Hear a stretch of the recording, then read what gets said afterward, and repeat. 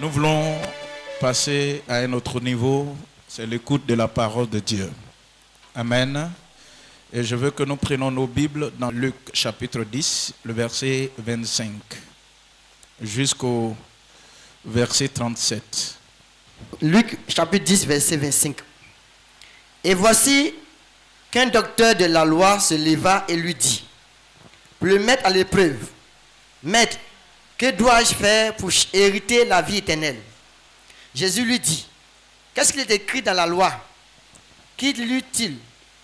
Il répondit, tu aimeras le Seigneur ton Dieu de tout ton cœur, de toute ton âme, de toute ta force et de toute ta pensée, et ton prochain comme toi-même. Tu as bien répondu, lui dit Jésus. Fais cela et tu vivras. Mais lui voulut se justifier et dit à Jésus, et qui est mon prochain? Qui est mon prochain? Jésus reprit la parole et dit, un homme descendait de Jérusalem à Jéricho. Il tomba au milieu des brigands qui le dépouillèrent, le rouillèrent de coups et s'en allait et le laissant à demi mort. Par hasard, un sacrificateur descendait par le même chemin. Il vit cet homme et passa outre. Un lévite arriva de même à cet endroit. Il le vit et passa outre. Mais un samaritain qui voyageait arriva près de lui, le vit et eut compassion. Il s'approcha et banda ses plaies, et y versant de l'huile et du vin, puis il le plaça sur sa propre monture. Le conduisit à une hôtellerie et prit soin de lui. Verset 35, le lendemain, il sortit 2 deniers, les donna à l'hôtelier et dit, prends soin de lui, et ce que tu dépenseras en plus, je te le paierai moi-même à mon retour. Lequel de ces 3 te semble avoir été le prochain de celui qui était tombé au milieu des brigands? Il répondit, c'est celui qui a exercé la miséricorde envers lui. Et Jésus lui dit, va et toi fais de même.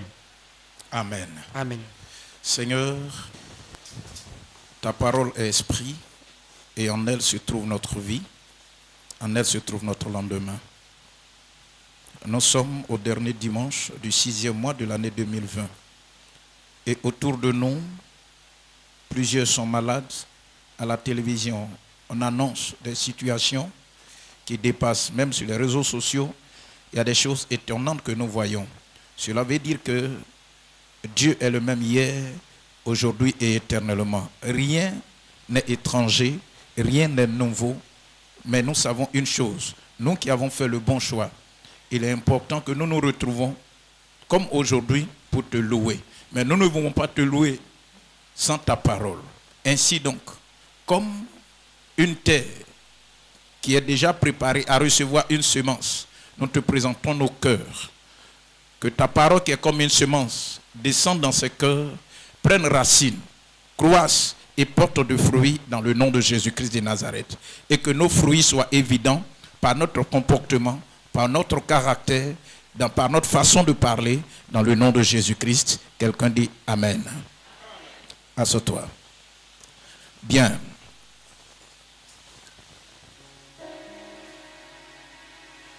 Dans Luc chapitre 10, à partir du verset 25, jusqu'à la fin où on a lu, jusqu'au verset 37, c'est une discussion qui s'est passée entre Jésus et puis un docteur de la loi. Dis avec moi, un docteur de la loi. Voilà. Un docteur de la loi qui, la Bible dit, qu'il voulait mettre à l'épreuve Jésus. Et il va voir Jésus pour lui demander, qu'est-ce que moi, docteur de la loi, qu'est-ce que je dois faire pour avoir la vie éternelle? Donc, il était question de la vie éternelle. Et Jésus va demander à ce docteur, dans la loi de Moïse, depuis que tu as appris que tes grands-parents sont sortis de l'Égypte et qu'arrivés en plein désert, ils ont reçu des instructions, qu'est-ce que tu lis? Et il dit que dans la loi, lui, il dit, pour avoir la vie éternelle selon lui, Il faut aimer Dieu de tout son cœur, de toute son âme, de tout son esprit, l'adorer comme il se doit. Et une des lois la plus importante, c'est d'aimer son prochain comme soi-même. Donc c'était une question de vie éternelle, mais Jésus relance la question au docteur et lui-même il fait cette lucarne. Il ouvre cette lucarne pour donner à Jésus, pour dire que pour hériter le royaume, selon la loi. Donc Jésus va dire, bon, si c'est comme ça, toi tu connais. Et il pose, comme c'est un docteur, il demande à Jésus, qui est donc mon prochain? Puisqu'on dit, la plus grande des lois, c'est aimer son prochain comme soi-même. Donc il pose la question à Jésus de savoir, qui est mon prochain? Et donc, Jésus ne va pas aller directement pour lui donner qui est son prochain, mais il va utiliser une image. Et dans cette image, ce que Jésus a raconté m'a permis de donner un thème à ce que je veux dire ce matin. Pour dire quoi?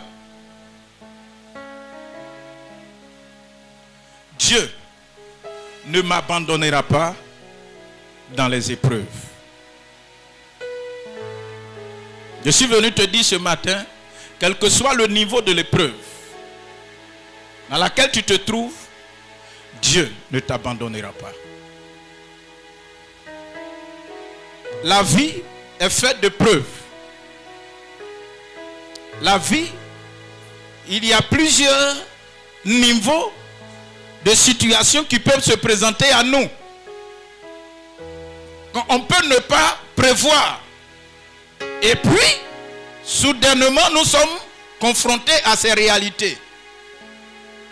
Que ça soit préparé ou non. Mais quand une épreuve se présente à toi, ce que tu dois retenir, c'est que Dieu ne t'abandonnera pas. Je peux entendre un amen. Et abandonner, c'est le fait de ne plus vouloir de quelqu'un ou de quelque chose. C'est le fait de ne plus vouloir de quelqu'un ou de quelque chose. Je ne veux plus de toi. Donc qu'est-ce que je fais? Je te laisse. Donc abandonner, c'est laisser. Abandonner, c'est remettre discrètement à quelqu'un. Ça va? Abandonner, c'est quitter. Gloire à Dieu. Abandonner, c'est quitter. Dieu même dit, n'abandonnez pas vos assemblées. Pourquoi? Parce que ce n'est pas bon souvent d'abandonner. Alléluia. Alléluia. Et c'est quoi une preuve? C'est quoi une preuve? Action de prouver quelque chose ou quelqu'un. Le preuve peut être un essai dans le but de voir si tu es apte, à rentrer dans un endroit, tu es apte à assumer certaines responsabilités, tu es apte à être à un certain niveau de responsabilité. Ça va? Et l'épreuve, souvent, c'est un test. On t'essaie pour voir comment tu vas réagir.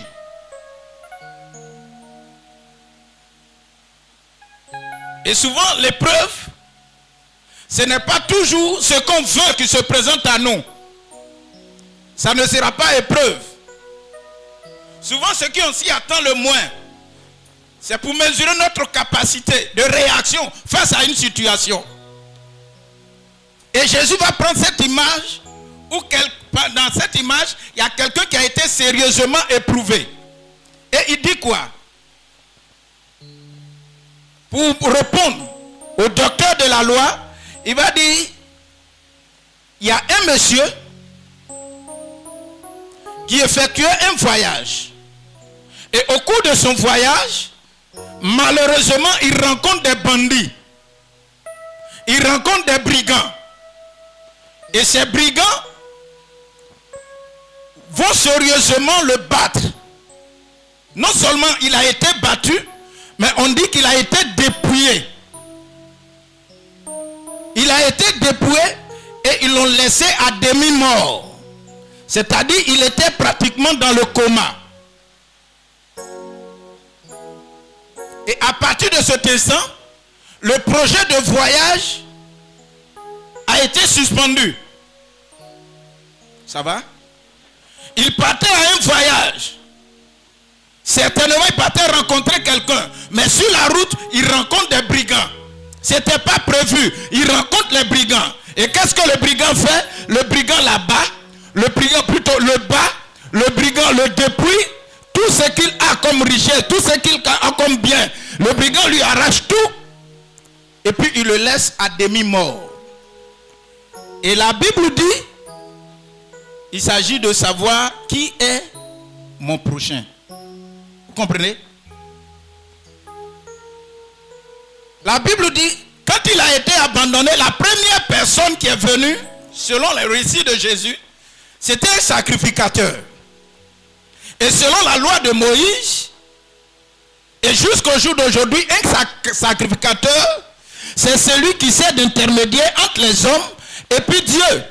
Un sacrificateur, c'est celui à qui on apporte notre sujet, on apporte nos problèmes, on apporte nos situations difficiles, nos émotions, nos sentiments, nos faiblesses. On lui apporte et puis lui, il est en charge de présenter ça à Dieu. Et le sacrificateur, il s'approche, il emprunte le même chemin et il se rend compte qu'il y a quelqu'un qui est couché, en train d'agoniser. Il le regarde. Et la Bible dit qu'il a regardé, il a vu. C'est pas parce qu'il n'a pas vu. Il a vu que ce monsieur était dans les problèmes. Il a vu qu'il était à demi-mort. Il a vu qu'il avait besoin de soutien. Il a vu qu'il avait besoin de quelqu'un pour lui apporter ne serait-ce qu'une parole de consolation pour que sa vie soit restaurée. Mais ce monsieur n'a rien fait. Pourtant c'est un sacrificateur. Il avait le devoir de faire, mais il n'a pas fait et il est passé outre. Une deuxième personne arrive. La Bible dit que c'est un Lévi. Il sert aussi dans le sacerdoce. Il sert aussi dans la maison de Dieu. Donc il connaît les principes de l'amour fraternel, de la communion fraternelle, de l'assistance que nous devons apporter à autrui. Il est conscient de cela. Il vient, il regarde. Préoccupé par autre chose certainement. Il regarde le monsieur qui est défiguré, qui est appauvri, qui est assis par terre, qui est en train de traîner. Il ne sait pas comment faire. Il était désorienté. Il le regarde. Il pouvait lui apporter un secours. Il pouvait lui apporter une consolation. Le Lévi le regarde. Et puis, il le laisse passer. Et Jésus va dire, il y a un autre monsieur. C'est un Samaritain. Au passage, le Samaritain est considéré comme un païen. Le Samaritain est considéré comme quelqu'un qui ne connaît pas Dieu. Le Samaritain est considéré comme quelqu'un qui n'a pas la connaissance de la loi de Moïse. Il ne sait pas que aimer son prochain fait partie des valeurs fondamentales que Dieu a données à chacun d'entre nous. De manifester lorsque nous voyons notre frère, lorsque nous voyons notre soeur, lorsque nous voyons une connaissance qui est en difficulté, il faut que nous manifestons cela. Comment vous appelez? Le Samaritain n'avait pas connaissance de tout ça. Et il emprunte le même chemin. Quand il est arrivé, il se rend compte que celui qui est couché, c'est son semblable. C'est certainement, ils ne sont pas parentés. Il ne connaît même pas son village. Il ne sait pas de quelle nationalité il est. Il ne sait pas de quel pays il vient. Il ne sait pas de quelle région il vient. Il n'a pas besoin de connaître son ton. Il n'a pas cherché à connaître son nom. Il n'a pas cherché à connaître son origine. Il n'a pas cherché à savoir quelle est la peau. Quelle est la couleur de sa peau. Mais quelque chose est né dans son cœur. C'est qu'il devait venir au secours de celui qui est dans la détresse. Et la Bible dit il a arrêté son voyage. Pour un temps, il a arrêté son voyage. Il est parti prendre celui qui est à demi-mort. Il a pris, comme il a reçu les coups, il a pris premièrement de l'huile. Il a pris deuxièmement du vin. Et il a utilisé ces deux choses qui ont une valeur spirituelle très approfondie. Il les a utilisées et il a bandé, alors que le sacrificateur lui aussi il a de l'huile. Le sacrificateur il a du vin. Le Lévi connaît la valeur de l'huile. Il connaît la valeur du vin. Mais ils avaient tout ça, mais ils n'ont pas pris soin de ce dernier. Mais celui sur qui personne ne pouvait compter, celui sur qui personne ne pouvait compter, même celui qui était couché, il ne savait même pas d'où pouvait venir le secours, d'où pouvait venir sa solution, qui allait venir l'aider. Certainement il pensait à sa mort. Parce que les circonstances étaient en plein chemin. C'est pas évident que quelqu'un passe par là. Et la Bible me dit, quand il a vu, il a eu compassion. Il a eu compassion. Il a pris, il a bandé ses plaies. Il a pris sur sa propre monture. Oh. Sur sa propre monture. Et il a envoyé quelque part dans l'hôtellerie. Et il a dit au monsieur, aide-moi à prendre soin de ce monsieur. Il est resté auprès de lui. Donne-moi un coup de main. Et la Bible dit qu'il a payé les premiers soins. Il a dit, comme j'ai prévu un voyage et que cette situation est venue, je vais continuer mon voyage, mais tout ce qu'il y a comme dépense à faire concernant ce monsieur, il faut faire. Quand je vais revenir, je vais payer. Et Jésus revient au docteur de la loi pour lui dire, parmi ces trois personnes, le sacrificateur, le Lévi et le Samaritain, qui a exercé la miséricorde, qui a aimé son prochain, qui a aimé son prochain. Quelle a été la réponse du docteur? Il a dit quoi? Il a dit c'est celui qui a exercé la miséricorde. Et Jésus va répondre pour dire, comme tu as dit que c'est celui qui a exercé la miséricorde, toi tu es docteur. Je prêche, je fais du bien. Au lieu de m'encourager, c'est venu me mettre à l'épreuve. Si tu sais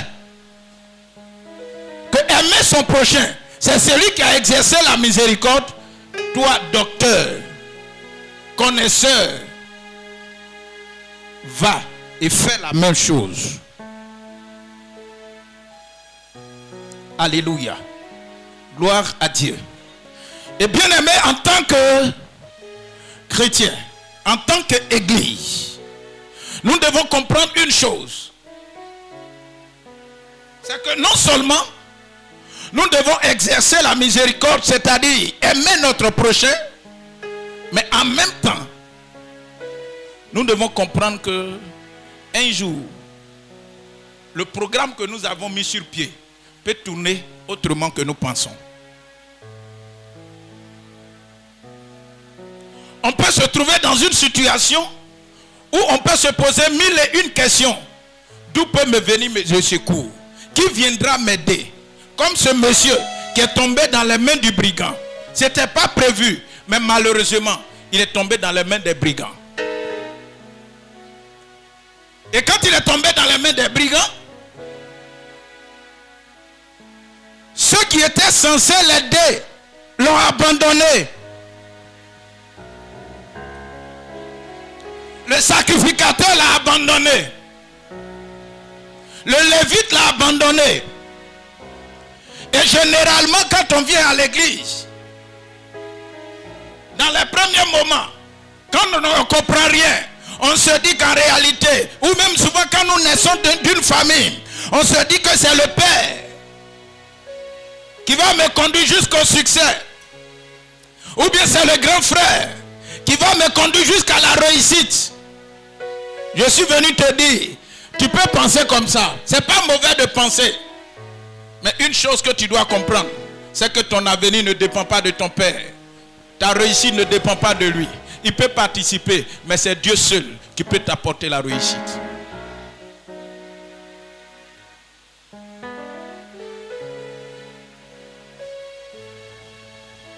Et généralement, plusieurs d'entre nous, à un certain moment, on a compté sur des hommes, on a compté sur des personnes. Et Dieu nous dit malheur à celui qui se confie en l'homme. On a compté sur des parents, on a compté sur la science, on a compté sur la médecine, on a compté sur un certain nombre de choses. Mais ce n'a été que des déceptions terribles. La sœur que nous venons au départ, elle partait à l'hôpital pour être soulagée, pour être consolée. Mais à l'hôpital, on lui a dit qu'elle avait kiss. Elle était face à une situation. Elle était face à une épreuve. Vous m'entendez? Elle était face à une épreuve qui pouvait venir à son secours. Elle regarde au ciel, elle regarde la terre, elle regarde à gauche, elle regarde à droite. Il n'y a personne, il n'y avait que Dieu. Souvent même elle se demandait qui pouvait venir. C'est une sœur qui l'a rencontrée qui lui a dit, regarde, il ne faut pas trop pleurer. Mais il y a quelqu'un qui a la possibilité d'essuyer tes larmes. Viens. Alléluia. Je vous assure, elle a certainement un oncle quelque part. Elle a certainement un grand frère quelque part. Elle a certainement une connaissance quelque part. Mais Dieu n'a pas voulu que ça soit une de ces personnes. Mais c'est une personne inconnue. Mais remplie de la miséricorde. Remplie de l'Esprit de Dieu. Remplie de la connaissance de la valeur de l'homme. C'est cette personne que Dieu a permis qu'elle rencontre. Alléluia. Et on sent plus la douleur de l'abandon lorsque nous traversons des moments les plus terribles. Et plusieurs personnes ont traversé ces moments les plus terribles dans leur vie.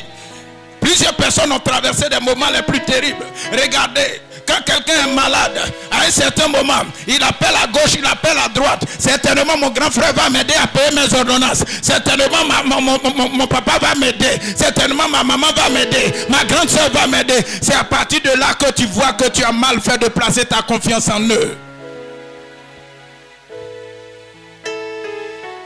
Ils sont plus préoccupés par leur propre vie que de te préoccuper de ta vie. Voilà pourquoi je voulais te dire, il faut que tu te confies entièrement à Dieu, totalement à Dieu, corps, âme et esprit. Abandonne-toi entre les mains de Dieu, parce que l'homme peut te trahir, l'homme peut t'abandonner un jour. Un jour, l'homme peut te donner dos, peut te tourner le dos. Mais Dieu, il ne te tournera jamais le dos. Il ouvrira grandement ses mains pour te recevoir. Il va ouvrir son cœur pour te recevoir.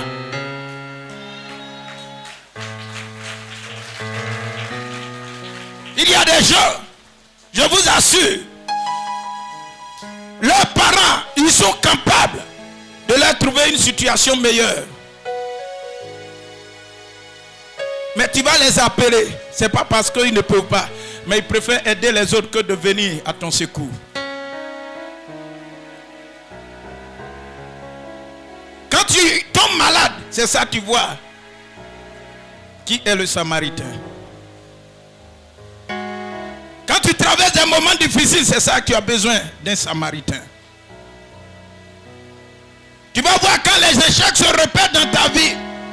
Il y a des gens qui vont te dire quitte chez moi. D'autres n'ont pas pu continuer même les études. Pourquoi? Parce qu'à un certain moment, leur propre père a dit je suis fatigué de toi. Tu n'es pas la seule à être scolarisée. Tu n'es pas le seul à être scolarisé. Tu n'es pas arrivé quelque part, tu as pris grossesse. Il faut quitter la maison. Il y a d'autres qui disent, parce que tu aimes trop aller à l'église, il faut quitter la maison. Mon frère, si c'est pour le Seigneur, quand on te dit de quitter la maison, accroche-toi bien. Tu vas rencontrer un Samaritain qui va te panser les plaies, qui va te donner de l'huile. Il va te faire monter sur sa propre monture. Il ne va pas te laisser en si bon chemin, mais il va te conduire là où on va prendre soin de toi, là où ton âme sera en paix. Et je vous assure, tu ne vas jamais oublier. Et tu ne dois jamais oublier celui par qui Dieu est passé pour te faire du bien. Nous sommes dans un temps où l'homme ne vit que pour lui-même. Les valeurs de Dieu, les valeurs divines, on les foule aux pieds. Aimer son prochain, aimer l'autre, même à l'église. Manifester l'amour l'un envers l'autre. On cherche son propre intérêt. S'unir pour apporter un soutien. Même quand on dit, mettons-nous ensemble pour faire cellule sociale. Le mot social, ça veut dire, quand quelqu'un a un problème, qu'on vienne à son secours. Si je demande qui est à jour, qui n'est pas à jour, vous allez voir. Plusieurs préfèrent manger bon flotto, faire de belles coiffures, porter de bons vêtements, mais il refuse de se mettre à jour. Quand il va s'agir, mettons-nous ensemble pour aider quelqu'un qui sera peut-être dans un problème un jour. La vie nous réserve des surprises. Dieu connaît ce qui va se passer demain. Mais toi, tu ne sais pas ce qui va se passer demain. Donc pendant que nous sommes ensemble, pendant que tu es avec moi, pendant que j'ai la possibilité de te donner les valeurs et la vérité, ce que je te conseille, c'est de t'attacher à Dieu et d'aimer ton prochain. Aimer son prochain, c'est de se mettre ensemble et regarder dans la même direction que Dieu. Dieu veut que nous soyons ensemble, que nous l'adorons, que nous le louons. Regardez dans cette période, il y a d'autres qui vont perdre leur emploi, il y a d'autres qui vont traverser des situations difficiles. Mais qu'est-ce que Dieu nous demande? De nous soutenir les uns les autres.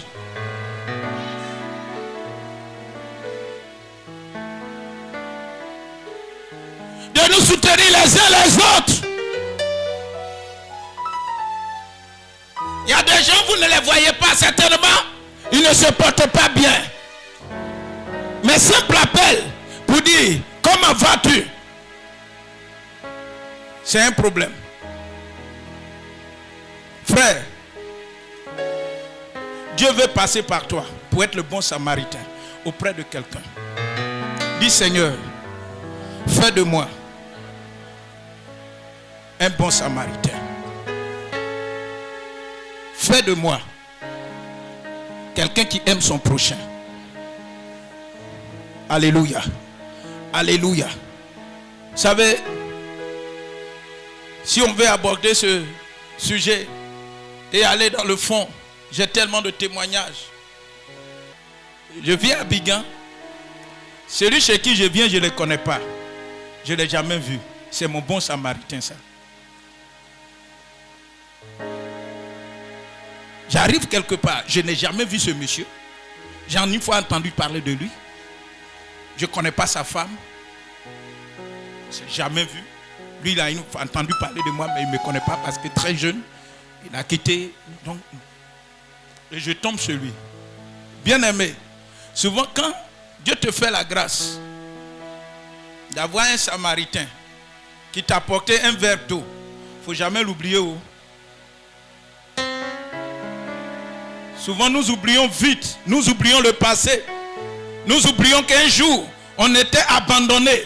Et que même le Lévite nous a oubliés. Le sacrificateur nous a oubliés. Mais il y avait un homme sur qui on ne comptait pas, le Samaritain, qui est venu nous secourir. Bien-aimés, ce que Dieu fait pour vous, ce que Dieu passe par les hommes pour faire pour vous, il y a des choses qu'on doit oublier, il y a des choses que vous ne devez pas oublier. N'oubliez pas ce que vous étiez hier.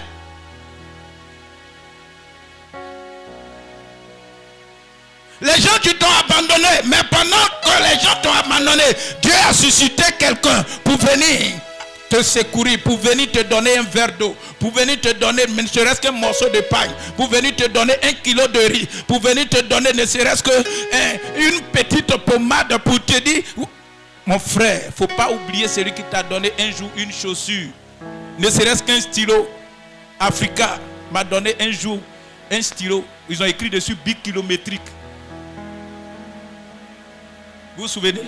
Je suis allé à l'école, on m'a chassé. Parce que je n'avais pas bic. Mais un monsieur, je ne l'ai pas encore oublié. Ça est dans ma tête. Alléluia.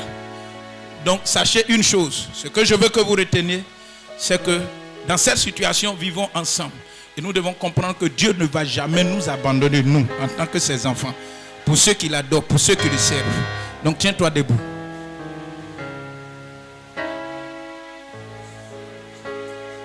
Ça va? Ça va?